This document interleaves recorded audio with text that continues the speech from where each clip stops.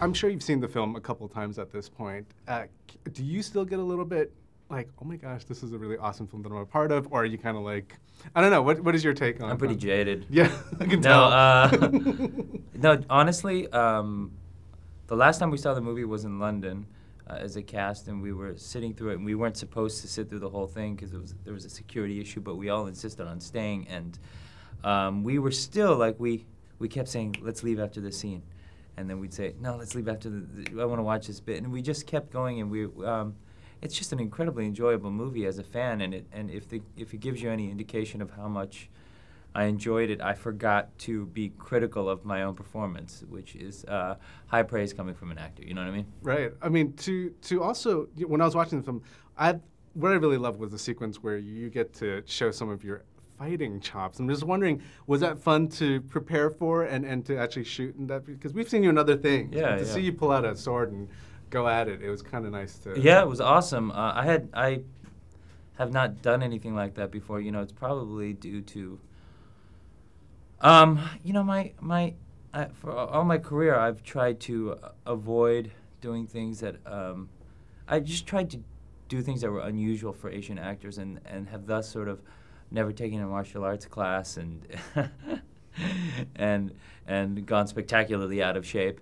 But you know, and that kind of led me to comedy, and then this came around, and I was like, you know what, I want to do it, and so it was unusual for me, and it was awesome, and it was great learning a new skill set, and it was one of the pleasures of making the movie. I was talking to the other cast members, and you know, the fact that you're part of a franchise like this, where there is such a major fan base, when was the moment that you realized that people were kind of, the fans were kind of like staring at you like, he's in Star Trek? Like that, you know, you can be an actor and people recognize you, and then you can be a guy in Star Trek and people go a little bit like Well, crazy. it hadn't really, you know, the movie has yet to come out, so I don't know what that's really like, but but we went on we're on the tail end of a world tour, and there are some territories that are more fervently into Star Trek than others, and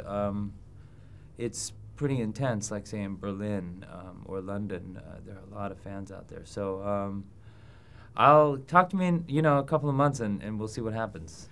In Asia, the Star Trek franchise probably showed in various countries, but maybe doesn't have the same kind of insane connotations. So if for a newbie, what do you think is a good thing to sell for this film? It's like, if you're going to pitch this to your friends out there, and like, what do you think is a good thing for them to?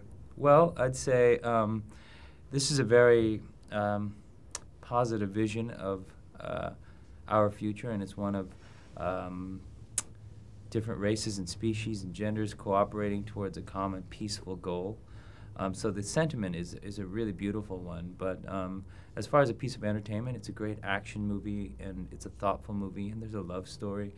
And I think being a prequel, it allows anyone to come in and enjoy, kind of right off the bat, being uneducated about the franchise. So I just really believe it's got something for everybody, and it's just an epic, well-told tale. And I personally am very, very proud to be a part of it, and it's something that, you know, I look forward to sharing with my son at some point, and it's really great family entertainment.